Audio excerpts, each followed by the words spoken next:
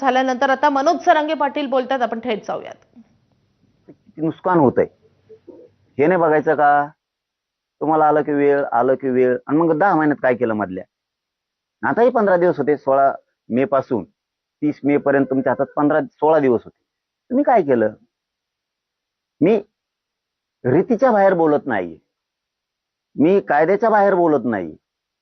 सगळे संकेत पाळतोय, सगळ्या नियमात आहे.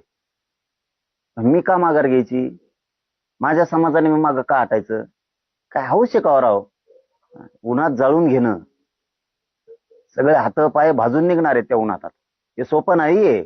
बोलताना सोपं वाटतं, ऐकताना सोपं वाटतं. ही अग्निपरीक्षा आहे. सरकार मराठ्यांची अग्निपरीक्षा घेतंय. हे साधा सोपा विषय नाहीये. त्यांना वाटतंय ते. त्यांना येशीत बसतायत, इकडे तिकडे हिंडतायत. त्यांना या विषयाची मजा वाटते. ही लय मोठी अग्निपरीक्षा आहे आणि ही अग्निपरीक्षा मराठा समाजाची सरकारनं, देवेंद्र फडणवीसांनी नाही घेतली पाहिजे. कारण ह्याच मराठ्यांनी त्यांना सत्तेवर बसवलंय आणि त्यांनाच आता उन्हातानात होरपाळणार का तुम्ही? आता त्या उन्हात जाणं म्हणजे पाय हात भाजून निघणार आहे.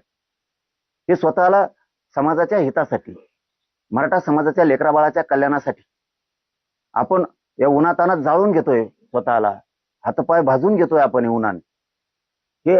हे सरकारला कळत नाहीये का? त्यांना भावनाच नाहीये का? माया दयाच नाही का मराठ्यांविषयी?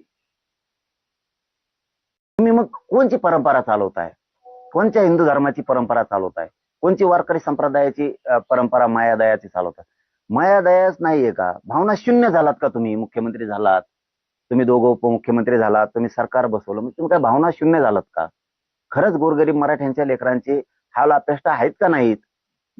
का त्यांना तुम्ही त्यांचं उन्हाळा करताय विनाकारण? काय काय कोणी अधिकार दिला? तुम्हाला सत्तेवर बसवलं म्हणजे गोरगरिबांच्या मराठ्यांच्या पोरांना तुम्ही उद्ध्वस्त करणार का?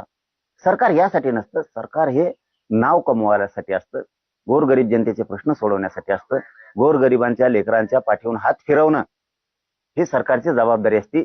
कारण मायबाप जसे असतात तसंच मायबाप सरकार सुद्धा असते. भूमिका आपल्या स्वतःच्या लेकरासारखीच महाराष्ट्रातल्या जनतेच्या लेकराची भूमिका सुद्धा मुख्यमंत्र्यांनाच निभावावी लागत असते. तुम्ही होरपळणार लोक. दाखवापासून 2 दिवस मस्त सांग तुम्ही उन्हात. मुख्यमंत्र्यांनी नाही मागत मागण्या, या 2 दिवस तुम्ही बसायला. सोपं नाही भाऊ हे. मी माझ्या समाजाच्या लेकरासाठी मी हे उन्हातानात, हे खूप तळपतं ऊन आहे. हे ऊन साधं नाहीये.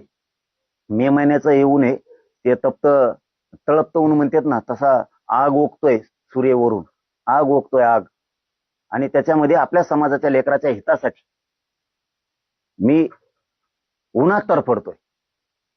उद्देश काय? मी सावलीत बसू शकलो असतो.